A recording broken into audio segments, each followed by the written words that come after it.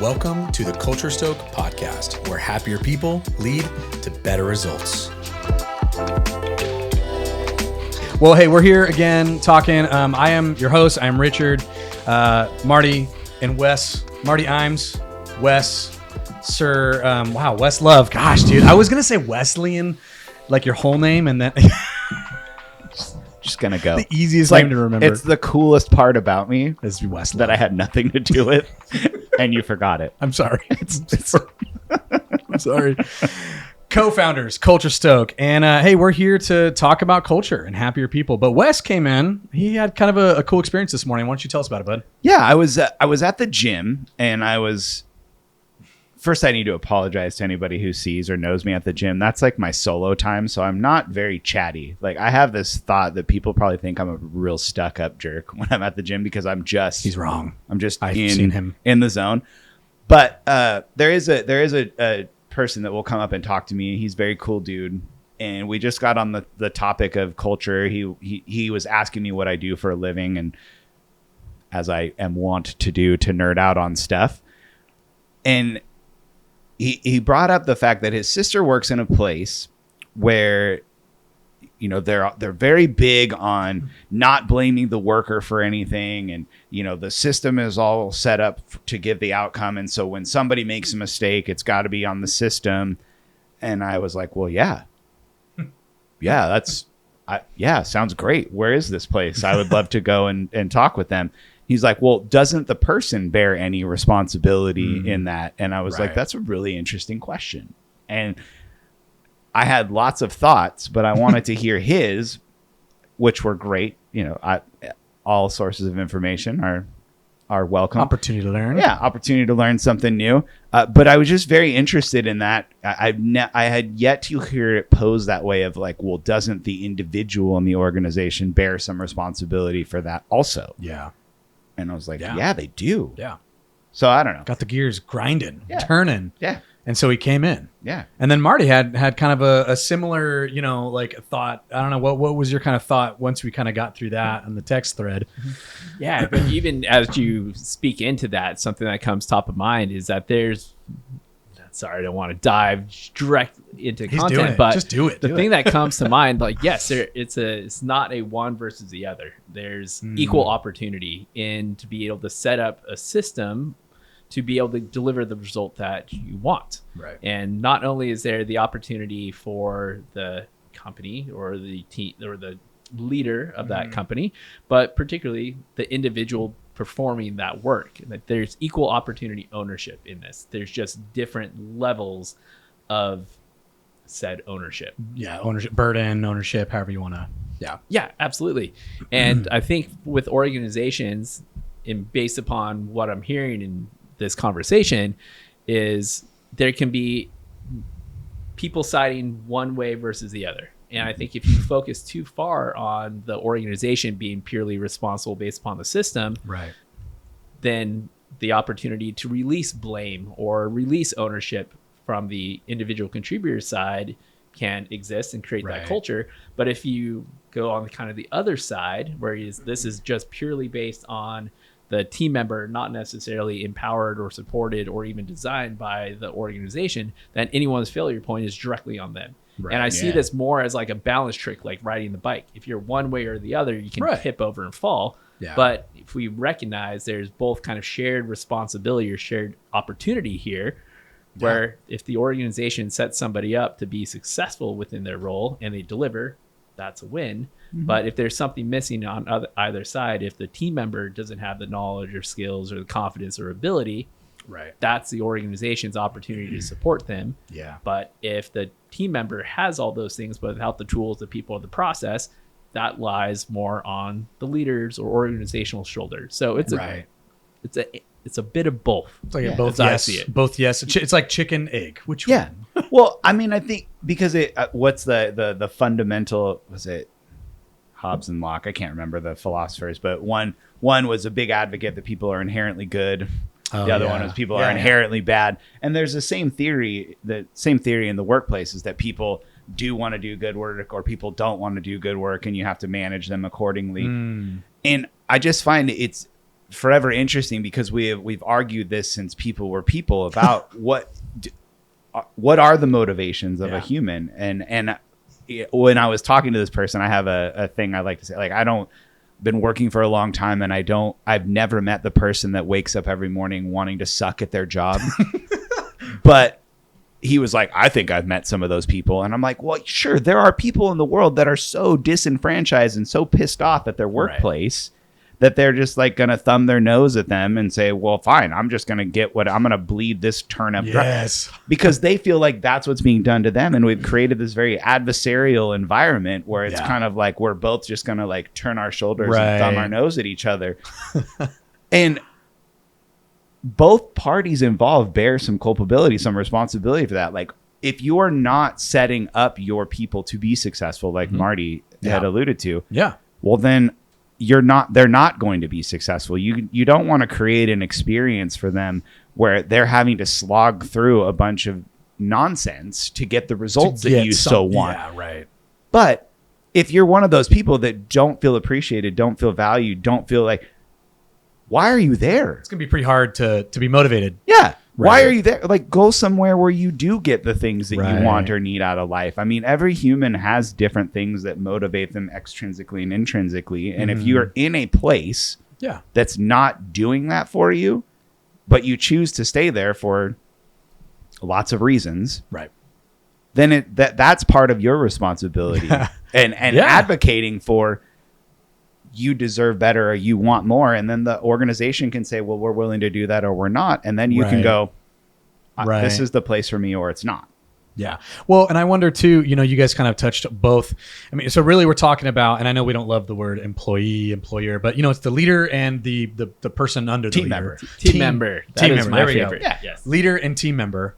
And I think inherently people do generally want to do good work, but also maybe you guys can touch on this, but inherently also we kind of don't like to take the blame for things, and so it's easier. I don't know, maybe if you guys have experienced that, but it's almost easier to, well, if Sally just did her weight, or if Bob, my boss, just actually cared, then so I don't know, what are you guys' thoughts, speaking on that, kind of the blame shifting that occurs naturally in that, I think it really comes down to the mindset of not only maybe the leader, direct report, manager, supervisor, whomever, but really the organization has a bit of a opportunity to create what is known in the organizational development world as psychological safety. Psychological safety might sound a little, to me, maybe academic or fluffy, to be like, well, on top of my responsibilities to manage the books, to schedule people, to get the job done, I'm now also expected to create an environment of psychological safety, which even that term could sound like really intimidating. Yeah. But really the opportunity, if you were to strip kind of psychological safety, in my opinion, down to its bare essentials, it is creating an environment where people have the opportunity to try things and not necessarily be chastised for potential failures. Yeah. And oftentimes nobody wants to fail. As a recovering perfectionist, failure is something that is oftentimes really scary for people. But it could be a failure. It could even be a mistake. But those can actually be great sources of inspiration for an organization or for a team. So when we change the way that we look at things, the things that we look at change. So when we shift our mindsets around, hey, this was a failure, this was a mistake, this was a challenge, and take a pause and say, this happened. To Wes's point, I don't think anyone wants to go in and do a crappy job or suck at their job. Right. And like, hey, think that we took our best effort and initiative to do this thing. It didn't work out the way we wanted it to. Right. But what can we learn from this? Yeah. How can we now do things differently or better to mitigate this situation and actually use this kind of challenging experience to allow us to grow and provide seeds of opportunity? Yeah. Yeah. Yeah. That's great. It's interesting because like this is one of those environment things that I think we create because leaders and organizations push their people to innovate and get better and improve. Shigeo Shingo, who is in the lean continuous improvement world, is often quoted as saying, improvement usually means doing something we've never done before. So in life, when you've never done something before, what is the likelihood that you're going to be good at it out the gate? Yeah.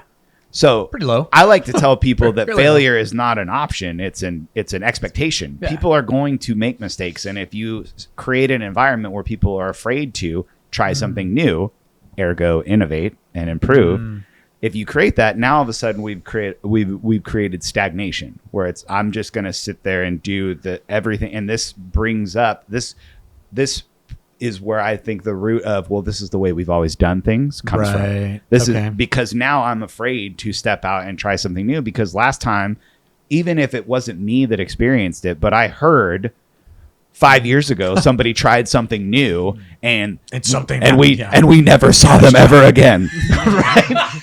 Like there's this mythology within organizations that breeds this big fear word of trying something new and different. And this all goes to that system or that environment that you're creating. And so this is that relationship between leader and team member that needs to be created, is just around the expectations. Is it okay if I make a mistake? Because, and I want to just, can we, yes, I want to just put something here. I want to just put something out there. There is a difference between somebody making a mistake and being willful about it. Yes. Okay. So miss me all the way with the comments about, well, what about the people that actively sabotage? That's not who I'm talking about. Right. Okay. We can have a debate about why they've gotten to that point. Okay. Right. And who bears some culpability in that. But I'm talking about the people who are trying to do the best job they possibly can, but are at their core fallible humans that are prone to making mistakes. That needs to be an understanding in any sort of environment. Right. If you want to create that relationship where it's like, we're in this together. Yeah. Well, and I think that touches on our last, couple episodes where we talked about the, leader team dynamic. Just to be a human, like our next episode coming out is like humanize the workplace, like ditch the suits, guys. Like let's find a way. And we don't want to be overly critical, because I think to both you guys' point, at the end of the day, there is some culpability between the team member and the leader. Yeah. And it's something that you said, both you guys actually said this, but I'm kind of curious, just, having been a leader and leaders listening, they're not here listening to this without the intent of, I want to be better. Yeah. I want to figure out how to be better. And they're not immune to the people want to do a good job either. Exactly. Yeah. And so, but I think there's that threshold, because it's like, well, okay, if someone can only do the job that they've been given 10% good, that's a really silly one. You can do it 10% good, then you're good, but what's the threshold for you when you guys have consulted with leaders and sat with them, and there's probably leaders who have great, somewhat articulated cultures. They have done a good job at providing some level of onboarding, but they're still having some of those frustrations of, we allow failure to happen, but that keeps happening. That one thing keeps happening. Yeah. How do we mitigate that? And what's the percentage threshold, because that's frustrating as a leader. Like, Super. What do I do about this? Absolutely. I think as a leader, one of the greatest things that you can do is provide your team a bit of runway to be able to have their own challenges and to learn from their mistakes. But if you see them repeating the same mistake more than once, that is where there's the opportunity to come in to coach. So more than anything, I hate to kind of equate it to like, hey, 3 strikes, you're out, but it's not necessarily 3 strikes and you're fired. But hey, if you have a chance, you tried something, it didn't work, you still are trying something new to get the same result, you try it again. Ooh, it didn't work. That's usually where a big pause point. Like, if we've done this, we're getting the same result from the same thing twice with slight adjustments. That's usually worth not necessarily an intervention, but a conversation. Well, and a reflection. That's what a coach does, though, right? Absolutely. A great coach will see bad form, and hold on. Let me, before you jump again or whatever you're doing, let me give you some thoughts. So you can go from 10 to 50% of whatever outcome you're hoping for. Yeah, what are your thoughts, bro? Well, every fiber of my being just went into not quoting Hook when you're like, bad form. Why would you not give us that? Because you were right in the middle of, you were right. I know. Every fiber of my being went into not doing it right as I did it, which basically, if somebody is going to write a book about my life, that would be the title. But no, I do. Nope. But it brings up that I'm sorry. It's a great movie. Oh. And it really hits us right in the nostalgic sweet spot. So good. What were we talking about? So Rufio has a sword. Right. He usurps Peter Pan. There you are, Peter. There you are. What were we talking about? You were talking about, okay, so he was talking about, recap. Absolutely. If somebody's making progress, at what point do we? Right. Well, and that gets back to the somebody making a mistake and being willful, right? And that's one of the big challenges of the leader is to kind of assess because people generally are pretty compliant. When you ask them to do something, even people that are disengaged, they're going to do just enough to not get fired. So if their boss comes up and asks them, hey, I want you to go do X, they're going to go do X. Figured out. To the letter. Yeah. They're not going to go above and beyond. They're going to literally, hey, pick up that piece of trash. They will walk past the 5 pieces of trash on the way to that one. They will pick that up and put that in the trash. Okay. That's just a kind of a good metaphor of a disengaged person. But one of the challenges for leaders, and it is hard, is you have to be able to ascertain, is this a skill issue, like the kids are saying these days? Is this an ability thing? Which ability issues are typically closed through training, coaching, mentorship, etc. You're just closing a skills gap. Okay. Or a willingness ability, which is much harder. Willingness really centers around the relationship. We all have those people in our life that they're doing something and you're like, I know you're capable of something else. I know you're capable of doing better, and they're willingly not doing it because they have a bone to pick or an axe to grind. Children are wonderful at this. Right? I'm sure Marty has a ton of anecdotes about kids being willfully I'm just going to disobey you right now because fill in lots of reasons. And so that becomes, but if you are able to harness that as a leader to be able to discern or ascertain, oh, this is just a skill issue. A person needs training, mentoring, or, okay, I know you're capable of doing, you've demonstrated in the past. Now you're not doing that. That's a good time to check in and go, hey, what up? Are we good? Yeah. Because it's usually it's a you two thing. Are we good here? That's good. So I don't know. This is where I think that this balance of responsibility doesn't show itself any more prevalently than when it does when something goes wrong, when there's a problem with performance. Naturally, yeah. Because either a person is, I'm not equipped to do this. I don't have the tools, skills, knowledge, and abilities, or I don't want to do this because I don't like your face. I don't like it. Well, and that harkens back to Marty's original harken. It harkens back to an earlier time. I love that word. I do too, actually. To psychological safety and how to kind of curate that within your workplace. And so we touched on that a lot last 2 episodes, but we touched, or we're gonna kind of move into this more maybe practical ideas around these levers. You guys have this language for organizations, leaders, businesses that have levers that they can pull. Maybe they're pulling them. I don't know. Are they pulling them? What are they doing? Are they pulling them? Marty, tell me. Say you can lean into the levers. Lean into the lever. Okay. Wait, so why the delineation there, though? Why, as opposed to pull, what is lean? Because it's not necessarily, you're not trying to exacerbate and kind of yank something out. This is actually, these are going to be around organizational practices that require action. Okay. So you need the awareness of what they are, but you also need to take the steps to follow through, bring them to life. Oh, that's good. So it's not necessarily a switch on, switch off type. I love that. Well, and you guys are both very intentional with your language, and so anytime I catch that nuance, it's like, okay, there's a reason you want them to lean into that. And so what do we got? Whoa. That's a good harmony. I do love that. That was good. That was good. I liked it. So we mentioned our culture model a few episodes ago. Dude, episode 1, yeah. How we treat each other, how we treat those externally, how we view and solve problems, how we communicate. But it does beg the question of, well, cool, how do I accomplish these hows that you lined out? Yeah. And 2 whiteboards. Keep going. Oh, we're double whiteboarding. Doubling it. Double whiteboarding. I'm like, whoa, that's a double whiteboard. I've never seen this. But it does beg the question of, how do we do this? How does one shape it? And so we have these organizational levers, and I will go over them very quickly. Let's see here. Right here. Okay, there we go. Yeah, look at, I can see you right there. There we go. So this lever right here, The top one is your organizational infrastructure. Okay. This one down here is building a spirit of gratitude in the workplace.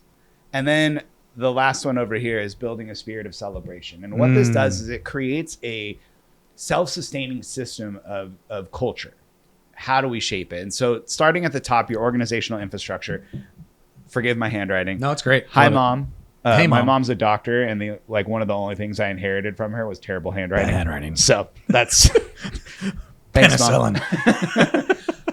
Up at the top, you have your organizational infrastructure, and these are your rules. These are the things, your policies, your procedures, your processes, your systems that you put in place. It's literally what you put down in black and white. These are the acceptable and unacceptable behaviors. This is what we're about. You Yeah. have your cell phone policy, you have your attendance policy, you have your performance expectations, etc.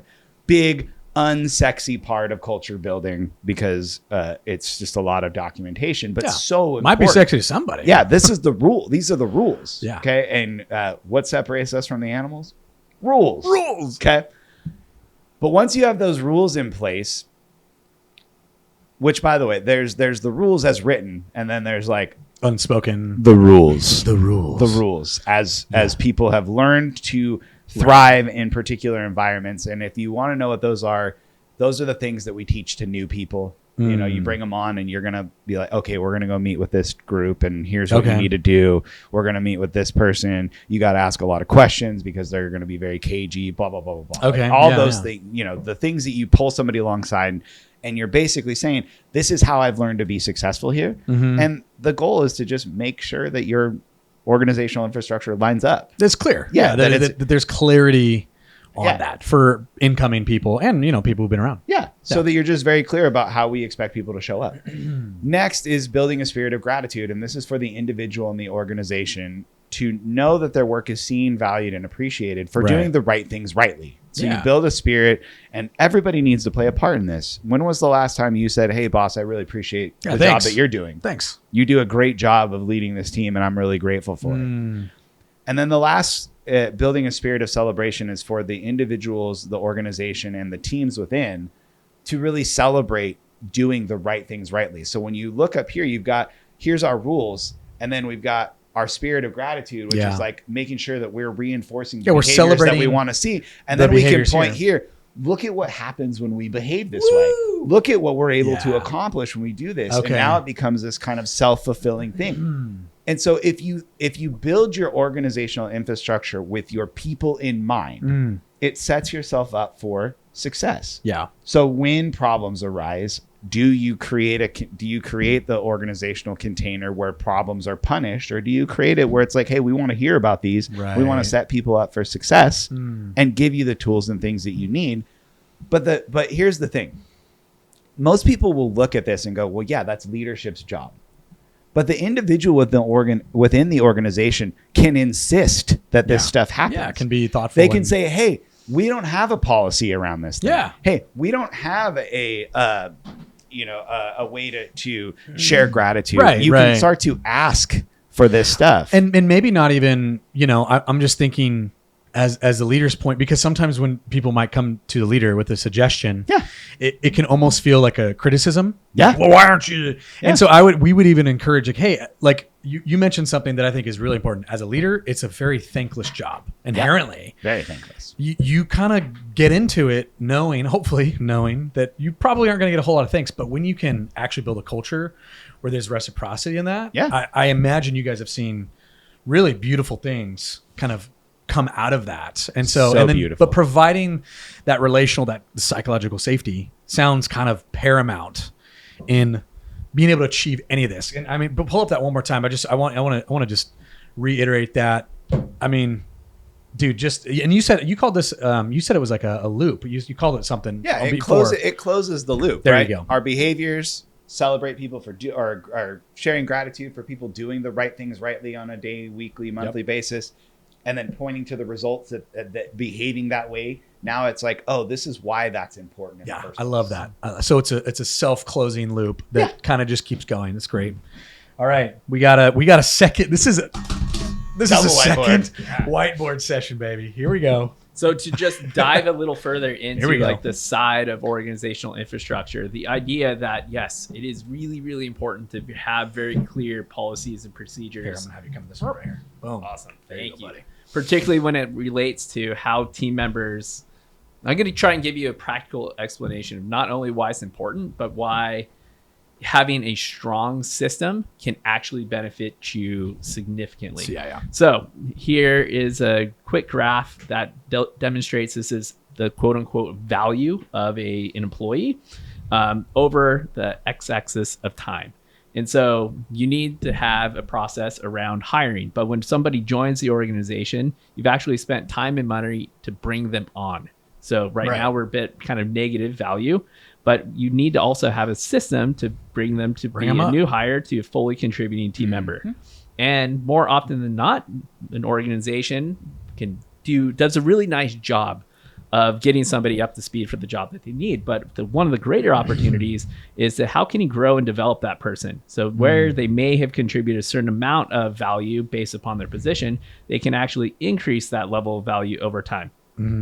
Wow, that just totally went off the rails. It's went off the rails. Just do it, man. So the idea is if you can keep them sticking around longer by providing them, to Wes's point, leaning on those levers, this is going to extend how long they will stay, bringing retention, and then they then they retire. This is ultimately all this area under this curve is the amount of value that this employee has brought to your team. Your organization. But it's really difficult to be able to be intentional and grow them if you don't have these structures in place, where oftentimes you might fall down is, we don't have a process to grow people. We don't necessarily engage in conversations to be able to ask for their input to see what are the things that are keeping them here. Right. Stay interviews, etc.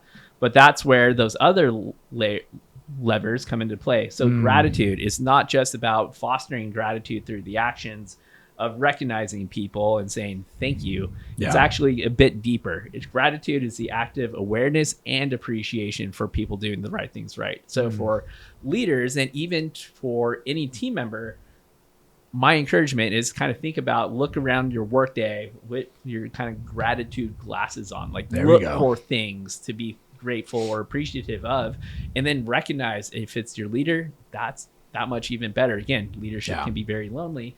Say what it is that you're grateful for, what it means to you personally, and the impact that it has on you or your team as a whole. And the more that you can do to get that into the value behavior, the better, because what you oftentimes will appreciate or grow. Like what you celebrate, you elevate type of thing, you know? I like that. Ooh. Celebrate. Elevate. Yeah. Good segue. Yes. There we go. And then so celebration very much is not just about, pizza parties, events, offsites, half days at the golf course, whatever it looks like. But the celebration actually has a really unique component of being able to start. This is where we started. But hey, maybe this is where we are over time. And so we can actually celebrate the moments in between in which we're making progress to these goals to be able to sustain the energy that encourages people to give discretionary effort. So it's not, I'm going to give the bare minimum. I'm going to maybe look for opportunities to do more of this so we can have these types of results, which then brings into not only celebration is a way to, again, capture the moment, but also to reflect what's working here, what's going well, what can we do more of to allow us to increase the speed and to increase our likelihood of success. So this gets all these things kind of being said, factor into three of the main drivers of human happiness, which is the first one is, here we go. Here, take it. Write it down, baby. First one we have here is progress. So in order for people to sustain the sense of fulfillment or sense of meaning or sense of happiness, we need to see progress. Oftentimes stagnation, if we look at this kind of growth, we hit this, I hit a career cul-de-sac, I don't have anywhere to go. More oftentimes than not, that's the point where people start looking for a new job. What can be different? What can be better? But we also need, within our workplaces and in life, we need some element of control. So this is where we have the opportunity that if we are being really intentional about what are the activities that we can do to influence the work and how we do it with the level of autonomy coming into ownership, this is going to give us a deeper sense of I have agency to impact my results. And then connectedness. So it's not about doing it as an island. It's about, again, looking to see what we might have been able to do as an Yeah. organization How do we- collectively, because we're all headed in the same direction doing Yeah. these things. So Yeah. That's great. You mentioned the leaning on the levers, and I wonder, just hearing that, leaders listening, I think to myself, I see this as a leader, and I'm a little overwhelmed. I mean, I'm just gonna pull it up again. Yeah. Not a bad way. Like, so this is super helpful. Yeah. At the end of the day, but like you said, there's so much tasks, things that need to get done. So I wonder, I almost interpret leaning as, I mean, maybe you guys can speak to this, how leaders can, instead of having to create brand new systems or brand new things, how could they potentially infuse each of these into like things they're already doing, like staff meetings or and then whatever the mundane things are, like, because to me, it's like, okay, I now have to create a whole new system for, I mean, infrastructure is that, but now for gratitude and celebration and, oh yes, I know I need these things, but this is a lot on top of the fact they're already working 60 hours a week, burning, on both ends of the candle. What would you guys say to that leader who's kind of like, man, that's a lot, dude? yeah, this is a lot.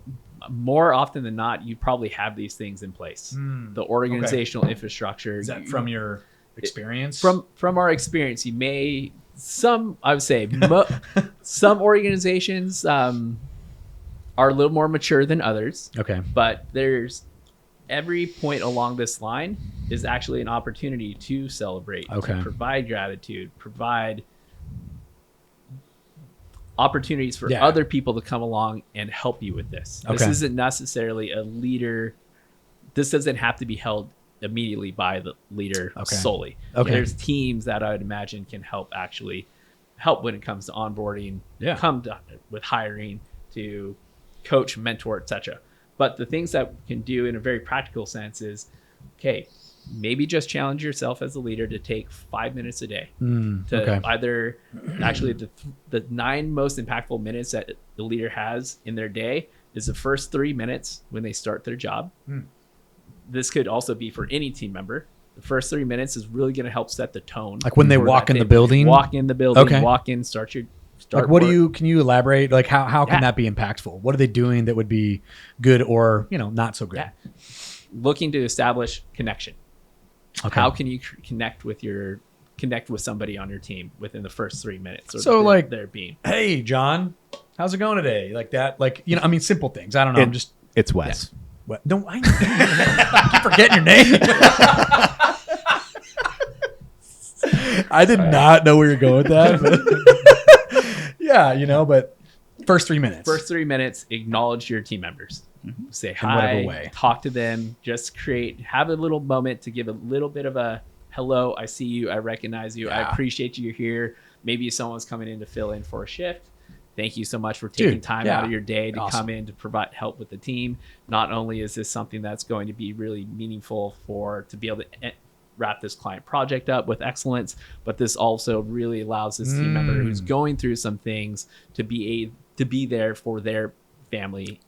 So here you got to understand something really important you just said, because you tied you celebrated, but then you tied it to a specific behavior that you wanted to, and so I think that's kind of an important thing there, is that you're like super important. You've celebrated the thing that you want to continue to elevate for appreciate what you want to see more of. Yeah. Yes. Yeah. I love that. As effusive with your praise as possible. Yeah. And look for it throughout times of the day. Yeah. So what are some things that we could be grateful for that maybe happened the last day before that are currently in the progress? Yeah. Either when you come back from lunch, 3 minutes, take some time. How are we Is that the doing next today? 3 minutes? Yeah. Next after 3 lunch. minutes after lunch. And then the next 3 minutes before you leave for the day. Okay. So 9 minutes to look again, just a quick 3 minute reflection of a person, event, situation, and share some gratitude. Yeah. What are your thoughts, Wes? Yeah. I think you'd mentioned, do people have this? And Marty was like, yeah. And I was like, well, kind of. And then, I don't know. sometimes. Maybe. Sometimes. You talking about the structure? Or the organizational systems? infrastructure. Yeah. If you look at it, like, you might have it. So there's 2 different types of checks. There's a check of compliance. Do you have it in place? Yeah. Sure. Is it effective? That's a second one. Are you gonna make it? It's like the hardest lid to take off. Like, sorry, those 2 hardest. There's 2 hardest. Like, do you have it? checkbox, yes or no, and then is it effective? Is it working? And so I kind of, when you ask like, is it in place? Most places have it, whether it explicitly or implicitly. They might have it, but it's not written down anywhere. It's just a known, understood thing. And the cool thing about it, I think I mentioned that building a culture is not like diffusing a bomb. It's important. I love that. But it's not dangerous. Yeah. And so my encouragement to leaders when I talk to them is just understanding that this stuff is an investment. And so if your schedule is so impacted that you can only give 0.5% a week, right? Give it. Give that 0.5% a week. You have. But I will always caveat that with the challenge of look at your calendar and look at where you're spending your time, effort, and energy. How much of it is investing in building and developing your people? Yeah. Or is it spent a lot of time in projects and budgets and tactical things where you're making choices that my team is going to be self-sustaining and they don't need me? But that gets away from one of those fundamental tenets of leadership that it's not about you. Right. You're there for them. Yeah. So it does take a little bit of shift of thinking about, yes, you have to balance budget. You have to do budgeting. You have to do project work. You have to manage that stuff. Or you could trust the people who you hire to do the work for them to do that and assume that they're going to do it well and remove some of that stuff off your calendar. Give a little bit of that trust. And what you will find is that people will be much more likely to engage with that. And you're going to give them opportunities to either fail and therefore learn, or you're going to give opportunities to share gratitude for, hey, this was awesome. Yeah, this was super great. The fact that you were able to do this thing, that maybe I was doing on my own, you can give them opportunities to grow and develop. And so, building this closed loop system, that's where I think some of the biggest value is you want to make it interconnected. You want to be able to tie the gratitude and celebration to look at all the work and effort and behaviors that got us to this point, and look what happens when we do that. And now, and I think that's where a lot of opportunity to grow across organizations is, people are okay at saying thank you and showing appreciation, but they're never really, they don't take that added step of saying, this is the behavior, this is the impact, this was the result. Right. And this is what it meant to me personally, to create a little bit of that tie to the infrastructure.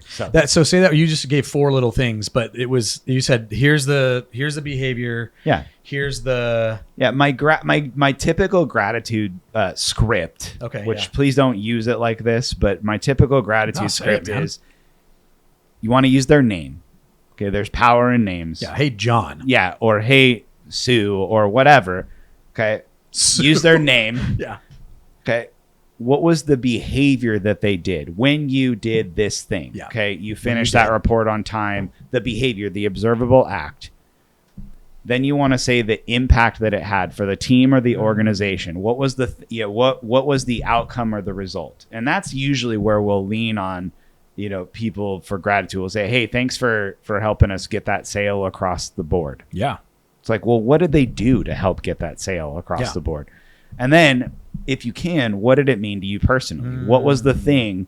Why did that mean so much to you? Because that's really going to solidify, this is what I want to see more of. And here's why it's important to me as your leader. Yeah. Yeah. And so if you can build that skill, because sharing gratitude is a skill. Yeah. If you can do that, if you can practice. And so taking the 3 minutes a day or whatever, or setting calendar invites, just having that heightened levels of awareness and not making the assumption that people know you're grateful for them, right, is a huge step. Right, because the paycheck is not gratefulness. That's literally, no, that's a hygiene factor. Like a hygiene. I don't like. There's somebody. Was it Hertzberg? Doesn't matter. Took Maslow's hierarchy of needs to the workplace and basically broke it up, is that there are hygiene factors and there are motivation factors. Your paycheck is a hygiene factor. You can't pay people to be more motivated. Yeah. Okay. Yeah. But you can definitely pay them not enough to be demotivated. Yeah. Oh, that's great. Well, and it makes me think, I don't know if you guys have seen the Mad Men. There's a little clip where someone on his team, it's John Hamm in his prime, good looking as Hamming ever, it up. smoking the cigarettes Hamming and it the up. whiskey. All right. And she's like, you never say thank you. And he's like, that's what your paycheck is for. You know, Yeah. I mean, that just doesn't work. No, you know? and think about it from a relational standpoint from anyone who's important in your life. Mm-hmm. Think about what would it be like if your wife or spouse or husband did a lot of wonderful things for you Right. that meant a lot, but you never said thank you for it. Yeah, that's great. How healthy would that relationship be? Yeah. How healthy would it be if you told, you know, if you told your spouse like, hey, that's what I work. So, I mean, I paid for all this food in this house. Like how well does that go? Right. Well, and I think too, I mean, I'm thinking through maybe a leader's thought here, but you said, I just want to retouch this real quick because it was really good. Say their name. Yep. Highlight the actual behavior. Yep. What was it? The observable act. The observable act. What's the outcome of that? What's the result of that? Mm-hmm. And then what does it personally mean to you as the leader that they did that thing? Yeah. I mean, honestly, if leaders just did that one thing with all of their team members throughout the week, Low effort, high impact, high value. I'm just for thinking sure. through like that one simple act. So it's almost like you don't need a system for that. Just do No, it. that's you know? why. That's why I don't call like Which we I don't. get. That's why we don't call it building a system of gratitude. It's building a spirit of gratitude. This Yeah. is like Oh. the spirit is the thing. You didn't say that though. Well, I like it. the spirit is this idea that it just kind of permeates the Yeah. fiber of our being. Like we are just gonna be grateful because there's a lot of reciprocal benefit for that. So when I share Yeah. gratitude for Marty or for Richard for doing wonderful things for us, first and foremost, it's for you, but also it makes me feel good. Yeah. Because stoked. like now I'm acknowledging the efforts that you all are doing, and that feels good to me. Like I mean that the sharing of gratitude has a lot of psychological benefits for your Mm-hmm. Yeah. life. Heck When yeah. you live gratefully, I mean it becomes easy to share great. But what also it does is when times get tough, when things get very hard, that's when Start pulling. the deep seas get rough as you're Yeah. fishing. Okay, that's what's going to help kind of keep you safe and keep you afloat, because we've already kind of established this spirit of gratitude where it's like, hey, you know what? Things are really hard right now, but we can still be grateful. We can Yeah, still have that's gratitude. great. And this is not toxic positivity, which is maybe a episode for another episode, or maybe another like a content for another episode. But just having gratitude Yeah. is just it's just such a powerful thing that I don't think we lean enough in the workplace. Yeah, and Yeah. the more pervasive it could be in the workplace is actually going to shift the energy in your workplace. Yep. Not only between your people on your team, but outward facing to your customers as Yeah. well. Because when ultimately, if we were to bring it down to a very simple equation, happy people traditionally produce better results, Yeah. which leads to better customers, which leads to better financial positions. Well, And the but ripples. all the ripples, but also even to the point of the using the gratitude script, which are huge fans of, and what it means to you. But you can very much tie it into the progress of how now we have been able to go Yeah. from point There A to point B. Dude, and then that's the this is relationship. Yeah. again, it's very much that relational dynamic. And if you can think about how a particular action impacts you, but impacts your coworkers, impacts the organization as a whole, or the people that you serve, you can find different layers of gratitude to really recognize people. That's great. So it could go like the very much, yes, highlight what's impactful for you, but you can also expand that deep kind of fractal it out to be like, how does this behavior ultimately affect others even well beyond the efforts of the business, tie Yeah. it back into the purpose of the company. Purpose, vision. Yeah. No, that's great. And then it can use that positive energy to propel and move the business forward. And when you have people focused and actively looking for the right things going right, that is ultimately going to multiply the energy that exists in the organization as a whole.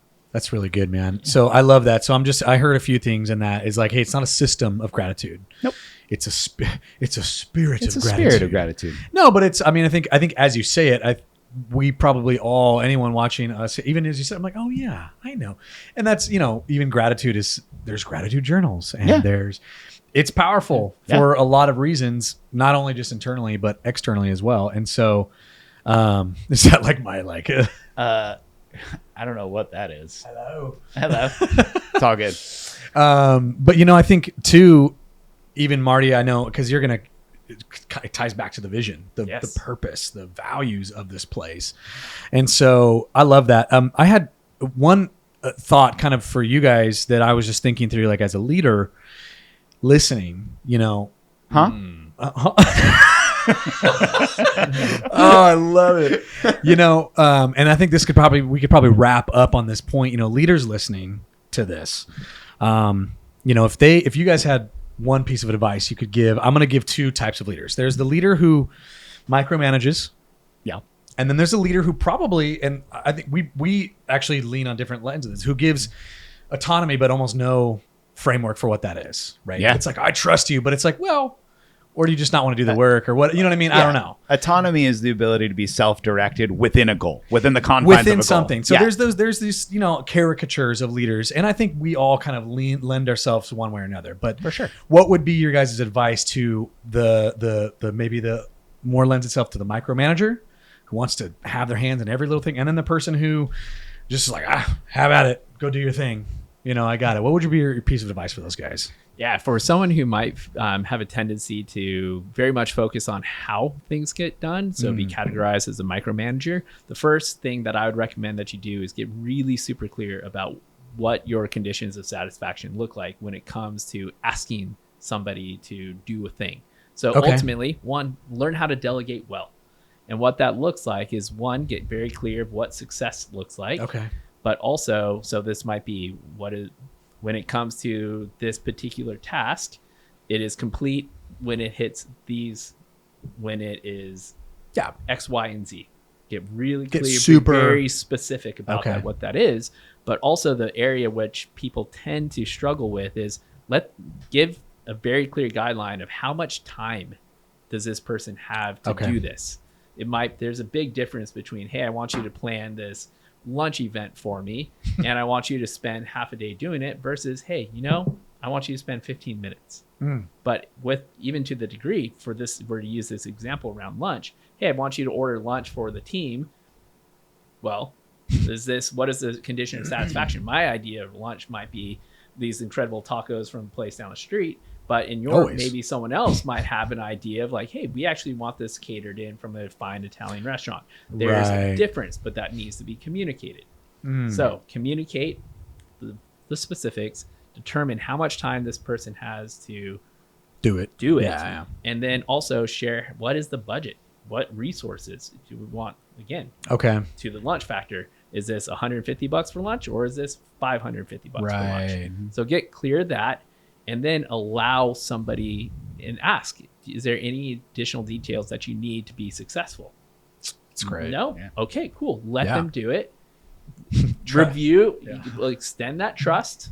And then also provide feedback on the result. If, again, you could highlight the things that, hey, you executed this well. These are the things using the gratitude script. This is what it means. Awesome. Now I've been able to extend and see that you've been able to perform in this capacity.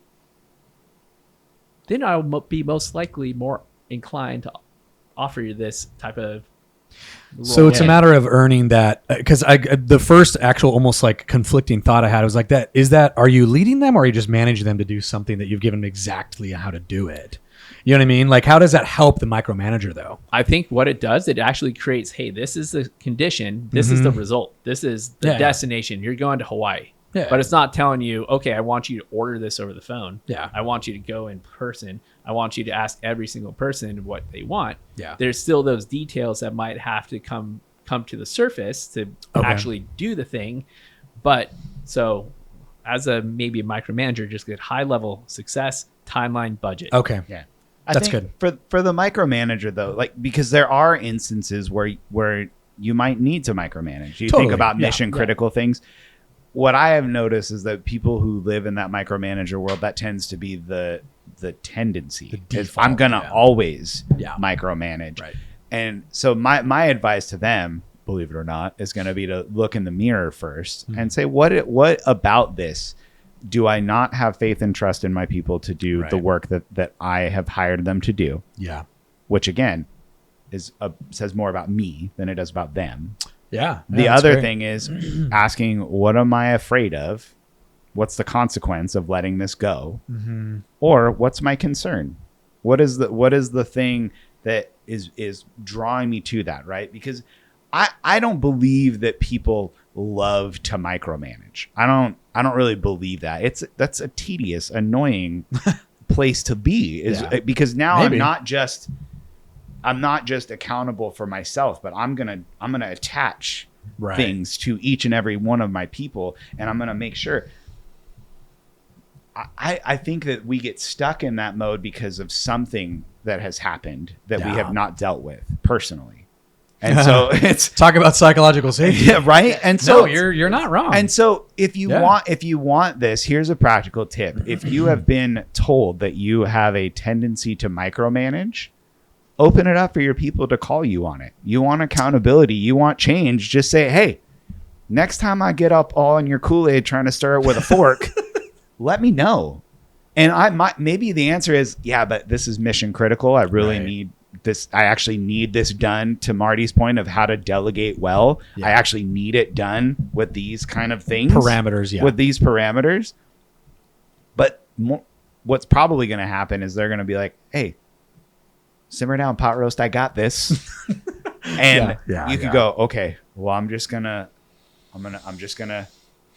take a breath. I'm going to take a beat. I'm going to back off, and I'm going to trust. And more often than not, what I have found, at least in my journey, is that I love giving the ability for people to surprise me. Yeah, it's great. I think there's something that's very freeing about that.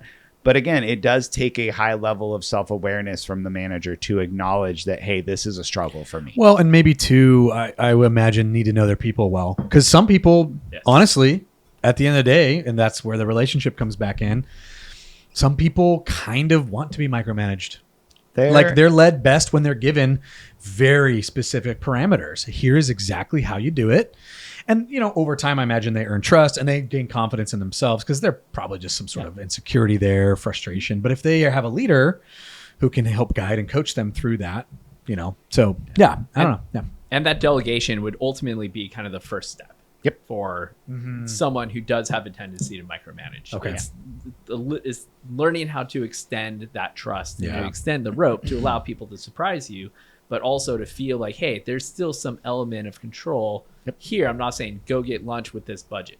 Yeah. Now this is more of a bit of a progress journey here to be able to release the obligation of feeling that you need to be in control of every single facet of what everyone's doing. Yeah. You said something really interesting, though, because you actually said something. What? I think the other part of this is that understanding that each individual on your team is on a different part of their journey, and they need to be led differently. And so I think this is really one of the more complex parts about leadership, is that if I'm running a team with 5 people, I have 5 people that are going to have vastly different needs from me. There's going to be the team member that you said, hey, it loves to be micromanaged. Usually it's their first job. They don't have a ton of experience, or they're in a new industry, or they're fresh out of college, and they need a lot of direction. Okay, they need, because they're just learning where the bathroom is, let alone how to build a pivot table or whatever. And then there's going to be the person that's been around for 20 years that just needs you to wave hi at them every now and again and just need to be left alone. What I have found is that most leaders will just they will pull the one club out of their bag, and that's how they lead their whole team. And that becomes very, very frustrating for the people that doesn't work for. This is the whole situational leadership model. So knowing that, hey, Richard's brand new, probably going to need a little bit more hand-holding. Marty's been around, seen a thing or two about a thing or two. I just need to let them go. But again, that means that I've got to be comfortable and confident in myself in order to do that. And so when I hear micromanage, I immediately go, okay, let's talk about you right now. Let's let's talk about you.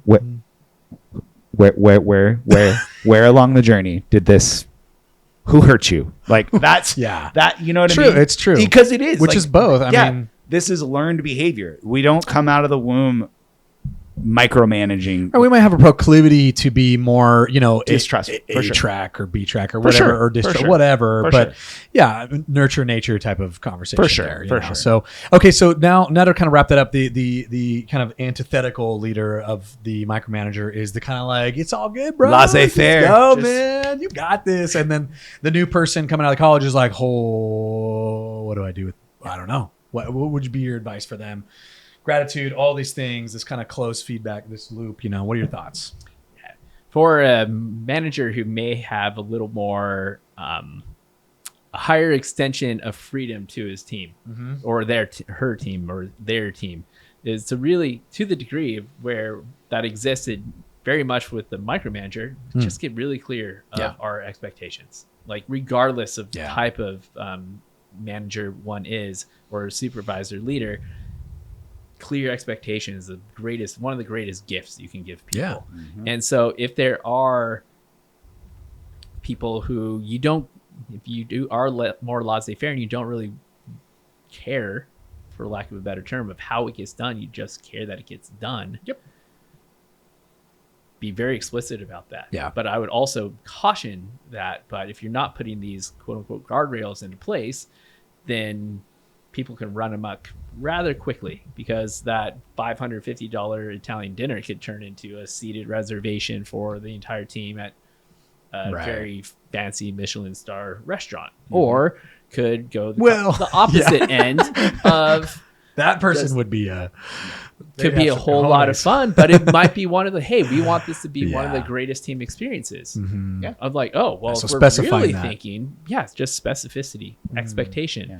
But again, if they celebrate the things that they do right, provide feedback, I think that's one of the greatest gifts that leaders can give, is to be very clear and honest about what went really well, what could have been done differently, and provide, instead of feedback, what we like to say, feed forward. Yeah. This is ways that you I can love do that. things differently in the future. Yeah. And then that provides opportunities to grow, not just in their role, but in their confidence, their ability within themselves, which unlocks further potential. Yeah. Heck yeah, man.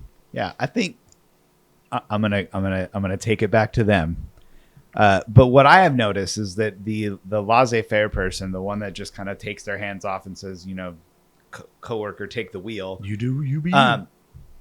It is usually based on a fear of conflict, because they have a worry that if I be directive, now I'm gonna be that boss, right? So it's this full pendulum swing of like, now I'm very nervous about setting expectations, because now I'm going to come off as bossy or micromanaging. And you can, but usually what happens is we pendulum swing to like, well, now I'm not going to do any of that. Yeah. And now I'm just going to, but this is one of the good parts of transactional leadership, is being very clear about what I want and why it's important. And just saying, hey, within the, I want you to go over there. I don't care how you get there. I don't care what it looks like. I don't care if you take roller skates, rollerblades, scooter, Chevrolets, whatever you want to, whatever mode of transportation you want to take there. Yeah. This is what I want you. That's the important part about being a boss. And so leaning into this idea that setting targets and expectations for people is not being bossy. Yeah. That's being a leader. Yeah. I want this for People you. want that. And people do typically want to know what good looks like. And so for the laissez-faire leader, the one that just is like hands off, like YOLO, we're gonna live our best life and hope for the best. Yeah. Like, stop being afraid to be clear about what you want. I think in either case, though, and this is like a final takeaway of the takeaways, is, do you actually know what you want? Yeah. As a leader, do you know what you're asking your people, or are you just making it up as you go?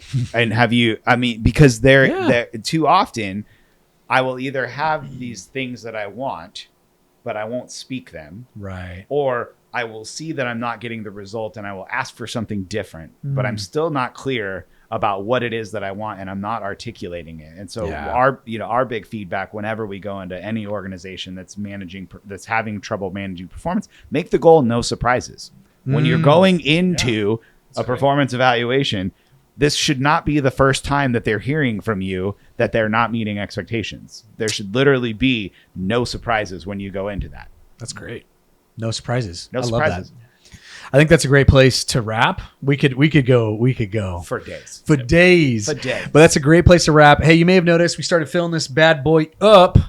Send us your comments wherever you listen, whether that's YouTube, Apple, Spotify, whatever. Subscribe, subscribe, and send us your comments. We have all kinds of topics here that we're going to be touching on more. With that, cheers, boys. Salute. And as we always say here, culture stoke. Happier people, Better results. This October, we are launching something huge.